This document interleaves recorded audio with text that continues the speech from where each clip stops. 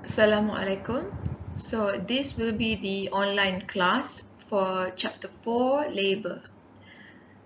So as usual, before we begin our class, please make sure that you have your textbook and your past year in front of you so that you can quickly refer to them as we go along with slides. So this is our presentation outline. We start off with introduction and then followed by remuneration scheme, idle time, classification of labor costs into direct and indirect costs, labor turnover, and learning curve. So what is labor? So labor costs include salaries, wages, overtimes, bonuses, medical expenses that companies pay to factory workers.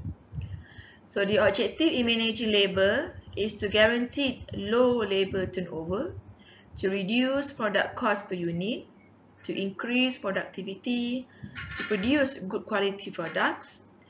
And there are many ways that a company can adopt in recording the time that workers spend working in their companies. The first one is the most famous method, which is punch card. So the purpose of punch card is to record time of attendance. The second method is daily or weekly timesheet. So this is to record how much time workers spend in factory, either on daily basis or weekly basis. The third method is job card, or also known as labor cost card. This is how a company maintain the track record of how many hours workers spend on a job or an order. So what is a job? A job refers to a unique order or unique job asked by our customer. For example, let's say that the company is it's a construction company, and a customer approached the company to build him a house. So the house is unique according to the customer's specification. Okay, so the workers who spend time in in completing the job will have to fill in job card. The next one is operation card. This is to record time spent on an operations. So one job may consist many operations, like for example, like building the house just now. They have many operations such as cementing the building, putting on tiles, so on and so forth.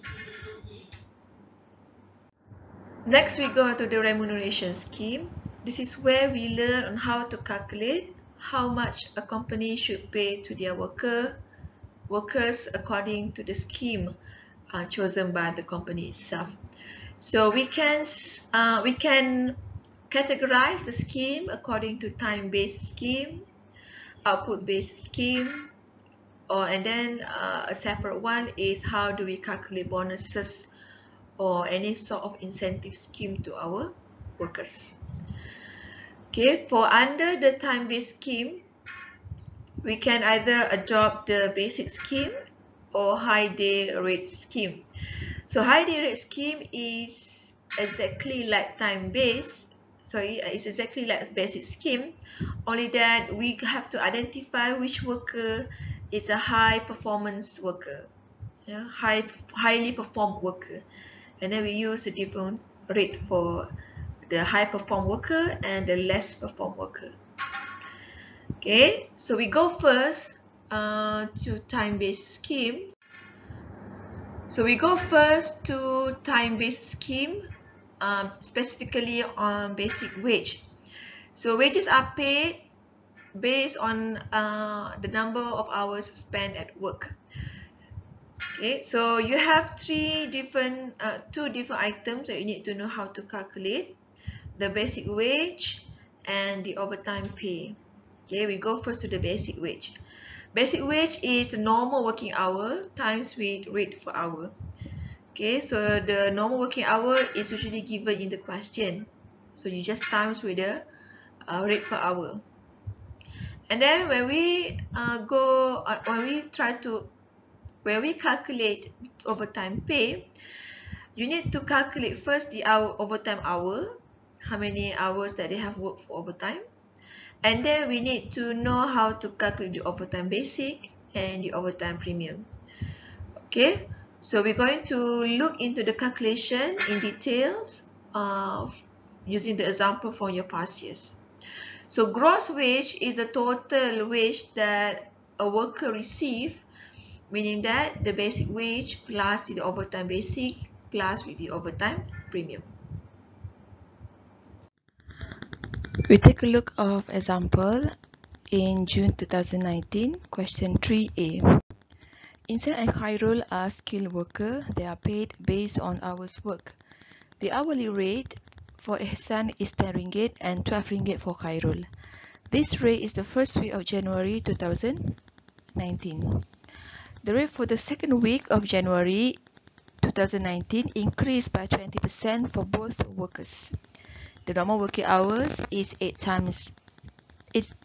hours daily for 5 working days from Monday to Friday. For the second week of January 2019, actual hours work for Ihsan and Khairul is 45 hours and 47 hours respectively. Overtime rate is 1.5 for normal rate for both workers.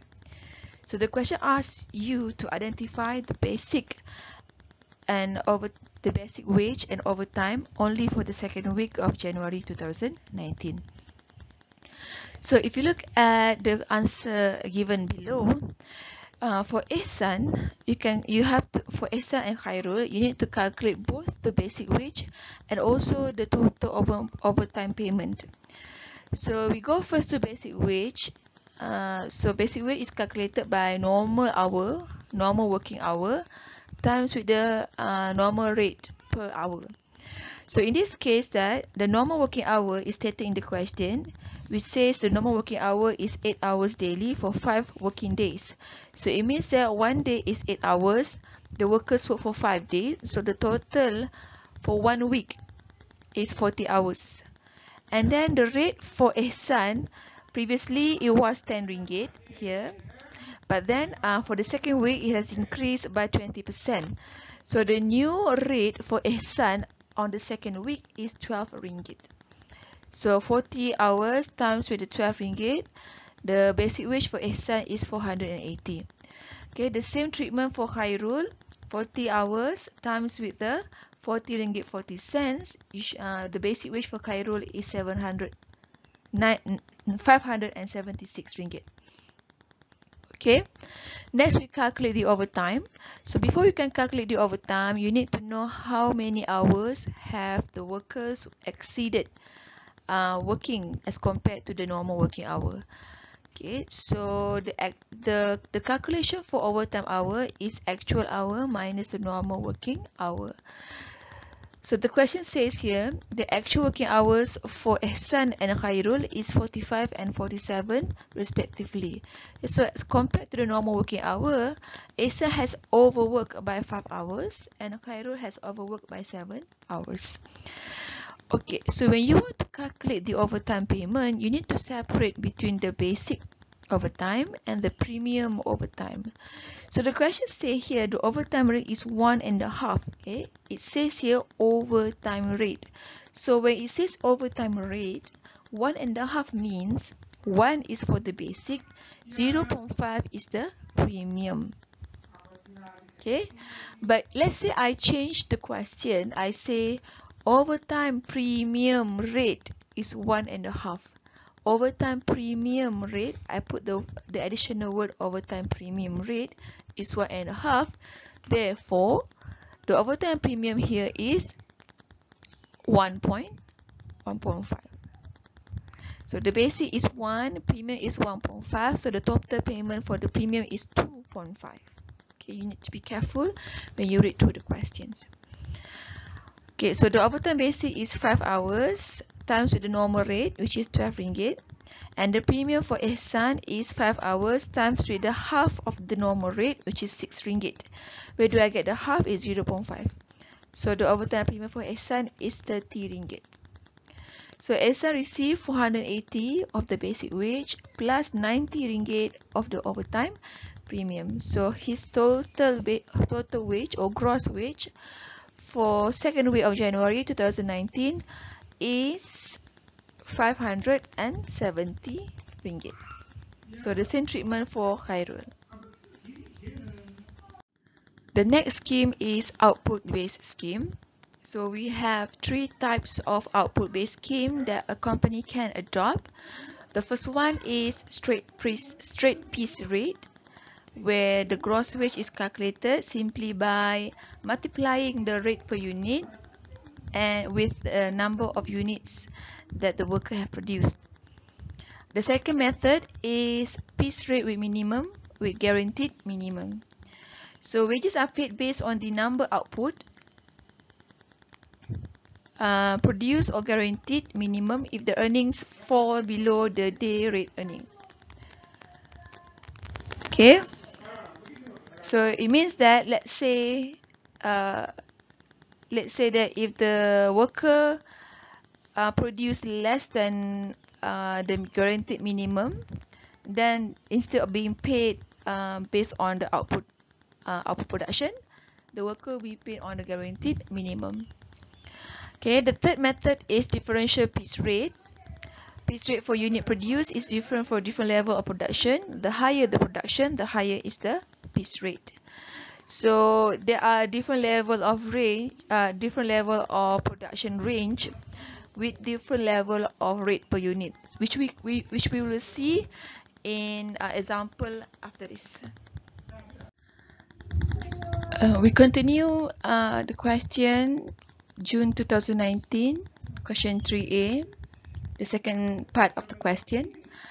Sian and Sharipah, who are semi-skilled worker, are paid based on output. They produced 300 units and 450 units respectively. They were rejected units of 8 and 10 units for Sian and Sharipah respectively. Sian was paid at RM1.20 per unit, while Sharipah was paid based on differential piece rate as follows. Okay, so in this question, you can clearly see that Sian was being paid using the straight piece method, whereas Sharipah was being paid on the differential piece rate method. So how do we calculate the basic wage for Sian? You use the formula number of units produced times with rate per piece. So even though Sian produces 300 units, but Sian has 8 units of rejected units. So we only take the good units, which is 292, and then we times with RM1.20. So the basic wage for Sian is 350 ringgit and 40 cent. Whereas for Sharipah, we need to use the differential piece rate. So we take the range according to the question here. So the first 50 units being paid RM1.20. The second 50 units is being paid RM1.30. The next 100 units is being paid at RM1.50, and the rest is to be paid at RM1.70. So since Sharipah produced 450 and 10 was rejected, so the total production for Sharipah is only 440. So you take 50 and then the next 50 and then the next 100. So this the cumulative amount is 200. So the remaining is 240. So you times with the individual range. So you get the basic wage for Sharipah is 683 ringgit.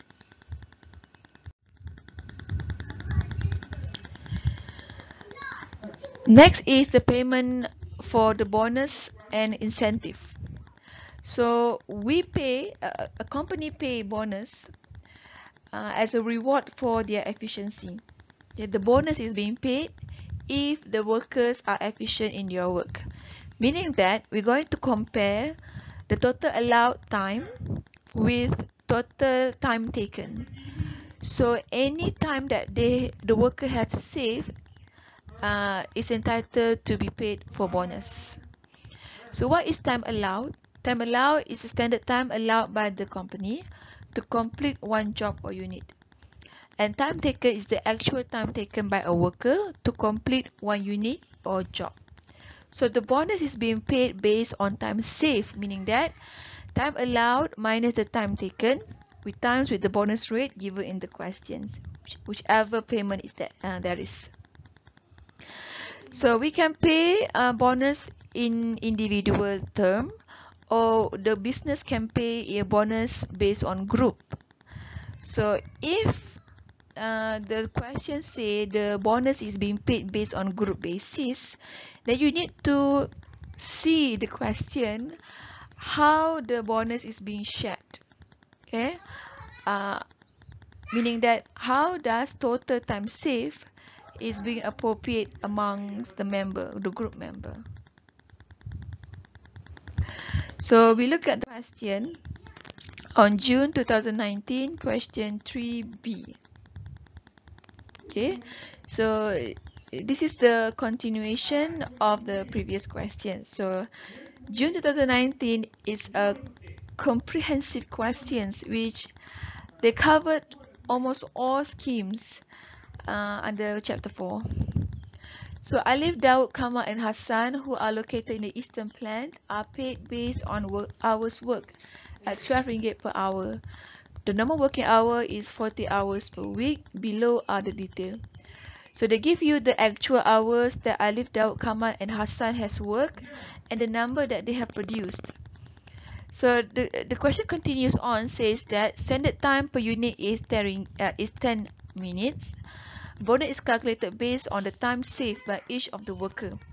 The bonus rate is 50% of the normal hourly rate. So this sentence, the bonus is calculated based on the time saved by each of the worker, indicates the bonus is being paid on individual term. It's not a group bonus scheme, it's an individual bonus scheme. Okay, so first thing you need to calculate first the time allowed. So time allowed, you must find the time allowed in terms of hour, because everything is being paid on hourly basis. You cannot maintain the standard time in terms of units. So you need to convert the minute, 10 minutes into hour. So how do we do that? We divide 10 minutes with 60 minutes. So we get this in terms of hour. So meaning that 1 unit you require 1/6 hour. So if Alif produced 240, so the company allow Alif to produce to use or to take 40 hours based on the number of production that he has worked. And for Dawood, the company allowed him to take 47 hours. For Kamal is 50 hours. For Hassan is 55 hours. But then we have to compare the time allowed, the standard time, with the actual hour that the workers have actually worked or has actually taken. So even though the company allow 40 hours, Alif has taken 42 hours. So you can see here that Alif have taken more time than what is allowed based on the number of production. So for Alif, there is no bonus to be given.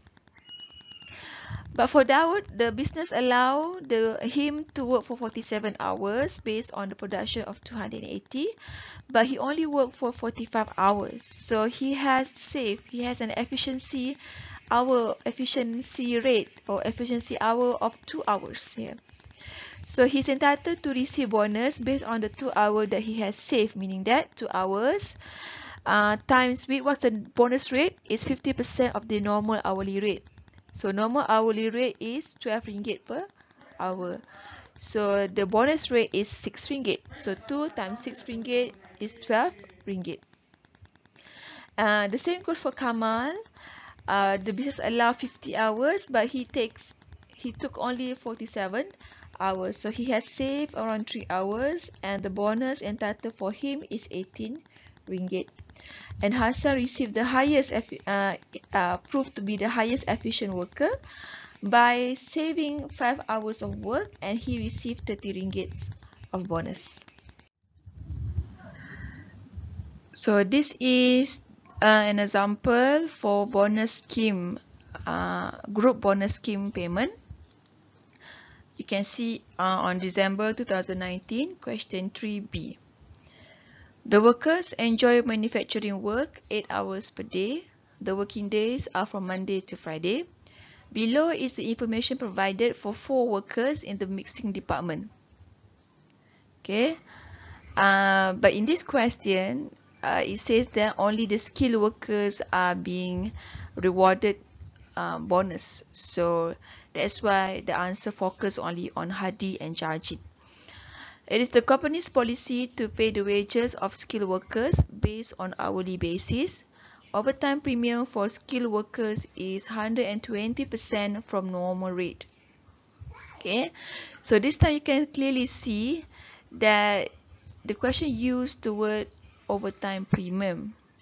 Yeah, overtime premium. So overtime pay basic is 100% and overtime premium is 120%. But that's another story. So they give you the information. Hadi worked for 50 hours and has completed 220 units, and the rate per hour is 50 ringgit per hour. Whereas Jarjit worked for 40 hours and he has completed 200 units of completed 200 units of product, and his rate per hour is 12 ringgit. The skilled workers are entitled for bonus. The bonus is paid at 50% of the time saved at 10 ringgit per hour. The time allowed to produce the product is 4 units per hour for all workers. Calculate the bonus pay if the company applies group bonus scheme. And the time saved is shared among skilled workers based on the proportion of hours worked. Okay, based on the proportion of hours worked. So we just follow the question. So to calculate the bonus, you need to identify first the time allowed here by looking for the standard working hours. The question here says the time allowed to produce the product is 4 units per hour for all workers. So if Hadi has completed 220 units, so divide by 4. So the company allow Hadi to complete 220 units within 55 hours. The same goes for Jarjit. He's allowed 50 hours. And then we compare with the time taken, which is the actual number of hours work. Hadi has worked 50 hours, Jarjit has worked 40 hours. So you can clearly see that Hadi has saved 5 hours and Jarjit has saved around 10 hours. So the bonus is being paid by sharing the time saved in the proportion of the hours worked. So the total hours worked for Jarjit and Hadi is 90 hours. So the total time saved here is 15 hours. So this is the time saved, and we need to share the time saved among the 2 workers using the proportion of hours worked. So for Hadi, 50 divided by 90. For Jarjit is 40 divided by 90. Okay. And then we times with the hour rate, which is 50% of time saved at 10 ringgit per hour. So 10 times with 50%. So the bonus for Hadi is 41 ringgit and 7 cent. For Jarjit is 33 ringgit and 33 cent. So we have covered all method of remuneration scheme. So let's do some past years comprehensively. First, we go to January 2018, question 3. Okay, so you can read through the question. CSR entrepreneur enterprise produces a product called Combo 88. The company currently remunerates its workers on time-based scheme. Currently, the company has 2 employees, Anis and Arif. Standard working hours per week is 40 hours. So in week 10, the actual hours worked for Anis and Arif was 50 hours and 40 hours respectively. The rate for Anis is 5 ringgit and 30 cents, whereas for Arif is 6 ringgit 80 cents per hour. Okay, so overtime is allowed, and the overtime rate is 1.5 of the normal rate. They are also entitled for individual bonuses, and the bonus is determined based on 50% of normal hourly rate of the time saved. So during the week, Anis has completed 230 units of combo 88, but 20 were rejected because they did not meet the specification, while Arif completed 300 units with 0 defect. Time allowed for each unit of combo 88 is 20 minutes. The company decides to review the existing scheme as it is experiencing a high labor turnover. It is now considering introducing an alternative method of remuneration that is using the piecework scheme. Under this new scheme, the management has decided to secure employees from receiving low wages due to machine breakdown by giving a guaranteed minimum earnings, which is based on 75% of total earnings calculated using time-based scheme. Each unit of time is allowed and is valued at 5 cents per piece calculation purposes. So the question asks you to calculate the total earnings in week 10 for each employee using the time-based scheme first. Okay, and then part B, they ask you to calculate the total earning if the company use the piecework scheme for good units produced only. Okay, so this is the comprehensive answer for question 3 January 2018. Okay, so we calculate first using the first method, which is the time-based scheme, where Anis and Arif is entitled to receive basic wage, overtime, and bonus. And then we can calculate the gross pay or the total pay for Anis and Arif. So we calculate first the basic wage. Basic wage is calculated by normal working hour times with the normal rate per hour. So 40 hour times with the Anis normal rate, which is RM5.30. So Anis received 212 and Arif received 272. Okay. So there's we can clearly see that since Arif worked for 40 hours, so he is not entitled for any overtime payment. But Anis has worked for 50 hours, so she has worked over 10 hours compared to the normal working hours.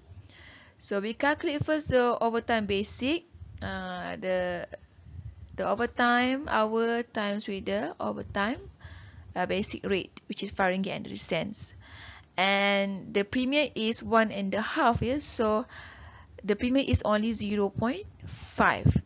Because the question says premium is being paid 1.5, so 1 is for the basic, 0.5 is for the premium.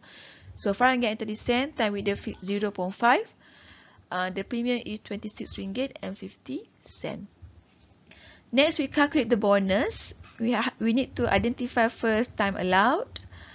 They say that the standard working hour for one unit is 20 minutes. So as usual, convert the minute into hour, and then we times with the number of unit produced. So based on the number of unit produced, Anis is allowed 70 hours and Arif is allowed 100 hours. But Anis has taken only 50 hours and Arif has taken only 40 hours. So the time saved for Anis 20 hours and time saved for Arif is 60 hours. So we calculate the bonus payment by time saved times with the normal rate times with the 50% of bonus rate. So 53 ringgit for Anis, 204 ringgit for Arif. So the gross pay is the addition of all the payment that she or he has received over the week. Let's say for Anis, she received basic wage of 212 plus the overtime payment of 53 plus 26 ringgit and 50 cent plus the bonus of 53 ringgit. So for this particular week, Anis has received 344 ringgit and 50 cent, whereas Arif received 476. Okay, so if the business change the remuneration scheme from time-based to piecework scheme, we need to calculate the new gross pay for Anis and Arif based on the new method. Okay, since this is a piecework scheme with guaranteed wage, you need to calculate first what is the guaranteed wage. So the guaranteed wage, according to the question, is 75% of the gross pay if the company use the time-based scheme. So for Anis, the time-based scheme gross pay is 344. So time with 75%. So Anis is guaranteed a wage of 258 ringgit 38 cents regardless of her production level. The same goes for Arif. Arif is guaranteed an earning of 357 ringgit regardless of his production performance. Okay, and then we calculate the piecework scheme. Okay, the rate per unit here is is 20 minutes times with the 5 cent, because the question says the rate per unit is 5 cent for every standard hour. So if standard hour is 20 minutes and for 1 minute is 5 cent, so for one unit the rate is 1 ringgit. So the wage for Anis under the piecework scheme based on the production that she produced is 210 ringgit, and for Arif is 300 ringgit. So you can clearly see that the guaranteed wage is higher. So the gross pay for Anis is the guaranteed wage 258, and for Arif is 357. So based on this illustration, you can clearly see if the company adopts the new method, the new remuneration method, Anis and Arif would receive their gross pay lower as compared to if the business maintained the time-based scheme. We try another question. We look at March 2017, question 3. So Kencana Sdn Bhd produces two types of product, alpha and beta. For the first week of March 2017, the following data were available. So we have 3 workers, Daniel, Dharma and Danish, and then they give you the information like what is their rate per hour, the actual hours that they have worked, and how much they have produced for product alpha and beta. Currently, the company paid the workers based on hourly basis. The company operates at 40 hours per week. That is the normal working hour.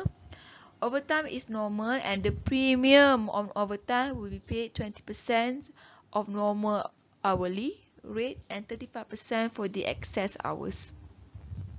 So you are required to calculate the gross wage for each employee for the first week of March using the current payment scheme. So current payment scheme is a time-based scheme. Okay. And then the next question say if the company change the current payment scheme from hourly rate to output scheme, determine the total wage for worker. So the new remuneration scheme is no longer time-based, but now the company wants to adopt an output-based scheme. And then they give you the rate per unit of 1 ringgit and 20 cent for alpha and 2 ringgit per kilogram for beta. And then they say that in addition to the current payment scheme, the employees are also entitled for a bonus of 5 ringgit per time saved. This is your bonus rate, yeah? 5 ringgit per time saved. The standard time to produce both products is 5 kg per hour. So you can simply divide based on the number of production each of the worker have produced. Determine the bonus to be paid to each employees. Okay, so this is the comprehensive answer. We look first on question A, in which they ask you to calculate the gross wage using the time-based scheme. Okay, these are our employees, Daniel, Dharma and Danish. We calculate as usual the basic wage, normal working hours, times with the normal rate per hours. For Daniel is 400, for Dharma is 320, for Danish is 320. And then we calculate the overtime that each of the worker has achieved. Calculate first the overtime hour. So Daniel has worked 45 hours, so the overtime is 5 hours. Dharma has worked 55, overtime hour is 15 hours. And Danish has worked 52. hours, so the overtime hour is 12 hours. So the basic as usual, use the normal rate, which is 10 ringgit, 8 ringgit, 8 ringgit. So you get the overtime basic 50, 220 and 96. And for premium, is 20% of the normal rate. So 10 ringgit times 20%. So premium for Daniel is 10 ringgit. But for Dharma, the question says the first 5 hours is 20%. The excess overtime hour is 35%. So you need to split your answer into two, because overtime hour for Dharma is 15 hours. So the first 5 hours is entitled 20%, and the remaining is entitled 35%. The same goes for Danish. So the gross wage for Daniel is 460, 400 plus 50 plus 10 ringgit. For Dharma, 320 plus 8 plus 28 ringgit plus the overtime basic of 120, so 476 ringgit. And then for Danish is 443 ringgit and 60 cents. So if the company convert the remuneration scheme from time base into piece rate or output base, you need to calculate the wage based on the rate per piece that the company has set. So in this case, alpha is being paid 1 ringgit and 20 cents per kilogram, whereas beta is being paid 2 ringgit per kilogram. So you take the production for production level for each of the worker, you times with the rate per unit alpha and beta respectively. So you can see that Daniel received 400 of basic wage, Dharma received 388 per basic wage, and Danish received 432 ringgit of basic wage. Okay, and then the question also asks you to calculate the bonus payment. So the time allowed here is 5 kilogram per hour. So for alpha, Daniel is allowed 40 hours. For beta, Daniel is allowed 16 hours. So the total time allowed is 56 hours, and Daniel has worked for 45 hours. So he has saved 11 hours. The same goes for Dharma. Dharma is allowed 28 hours for product alpha, 22 hours for product beta, and he's allowed a total of 50 hours, but he has worked 55 hours, which is much longer than what the company has allowed him. So Dharma received no bonus at all. And for Danish, 52 plus 24, time allowed is 76 hours, but Danish has worked only for 52 hours, so he has saved 24 hours. So you just multiply the time saved with the bonus rate, which is the 5 ringgit per hour. So Daniel received 55 and Danish received 120.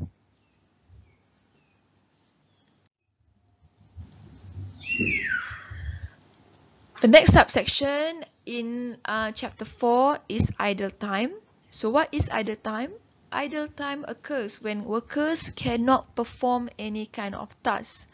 So there are two types of idle time. It can be unexpected idle time, or it can be expected idle time. Okay, so for the unexpected idle time, these are the example of causes why the production experience idle time. Okay, maybe due to the machine breakdown, waiting for work, material shortage, and natural disaster. So if it's unexpected idle time, all of these costs incurred, we will classify it as indirect labor costs. But for the expected idle time, such as any kind of fringe costs, such as EPF paid by the employer, medical scheme, pension, vacation, holiday pay, setup costs, machine preparation time, and then overtime premium paid on ordinary cost of business. Only premium, but basic we classified premium that the workers work because of special order. Because of special order. Then we classify them to be an indirect, classify them to be as direct labor costs.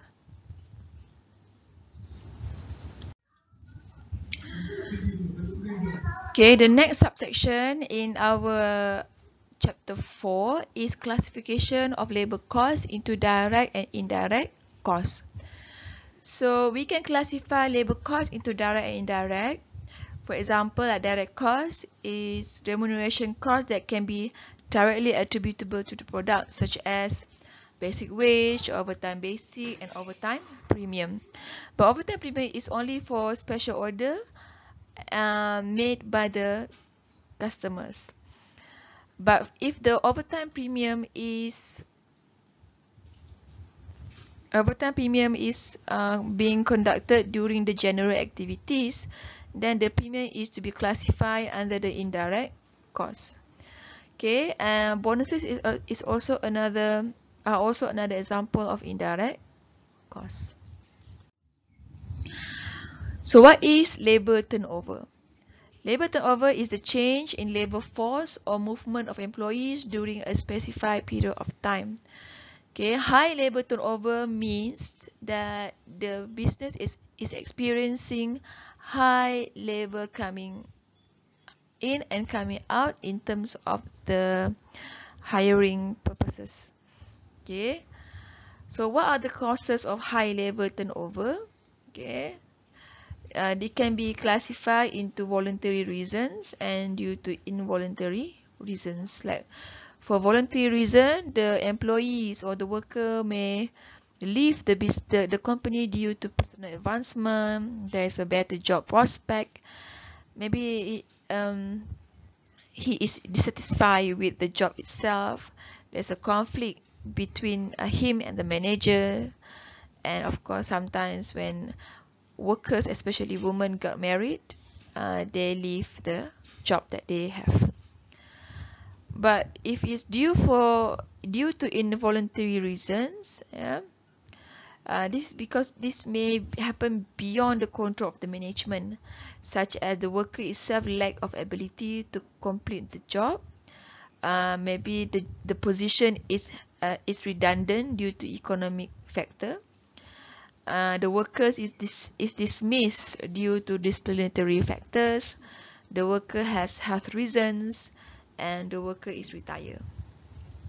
So what are the costs that the company must incur or bear if the company has high labor turnover? There are two costs that you need to know. One is the preventive cost. The other one is replacement cost. Preventive costs are the costs incurred by the employer to discourage employees from leaving the workplace.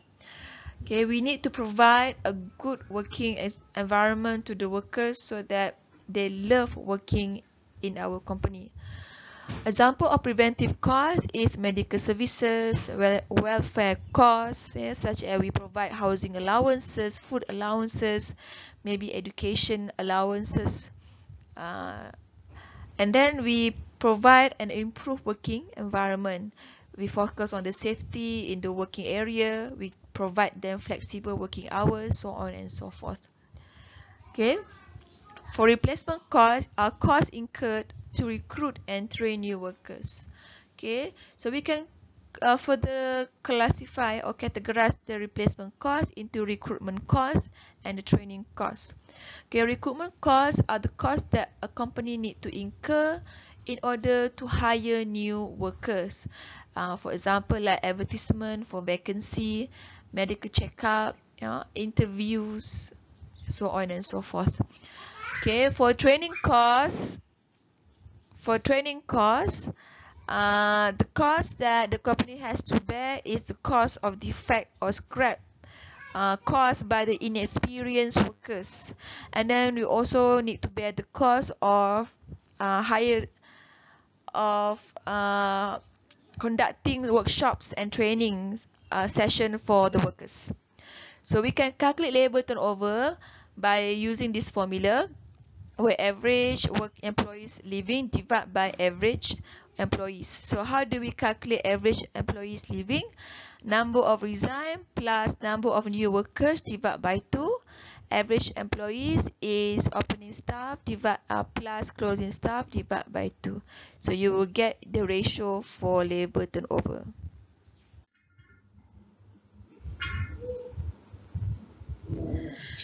Okay, the last subsection in chapter 4 is learning curve. So what is learning curve? Learning curve is a graphical expression how production efficiency increases with experience. Learning affect time taken and cost. A graphical expression how production efficiency increases with experience. This is the example of learning rate of 80%. Okay, it means that every time production double, the time taken to produce is reduced by 20. Okay, so what does it mean by every time production double? Production double means the cumulative units here. Okay, if you see here 10, the first 10 units and the second 10 units increase by 10 units. So double is 20. So that's why 20 plus 20 is 40. 40 double is 40. So 40 plus 40 is 80. Okay, 40 double is 80. So 80 plus 80 is 160. Okay, so you can clearly see that the output per unit is increasing as the worker produce more and more. Okay, meaning that the worker takes less time to produce one unit. And we can see the decline in the time taken here, 15, 12, 9.6, 7.68. The decline is steadily at 20%. So the curve, you can see the curve here. The first 40 units, the worker is still inexperienced. So the time taken is much higher. So the curve is steep. The curve is steep.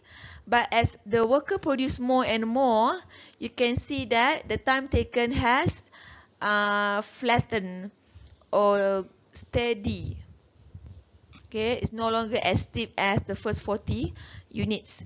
It means that the worker takes lesser and lesser time to produce one product because experience has caused the worker to be more efficient. This concludes chapter 4. So for further understanding, it is recommended for you to complete all question trees in your past years and discuss with your lecturers with regard to the answers and how to answer the questions. So I end this online lecture with wabillahi taufiq wa hidayah. Wassalamualaikum warahmatullahi wabarakatuh. Thank you.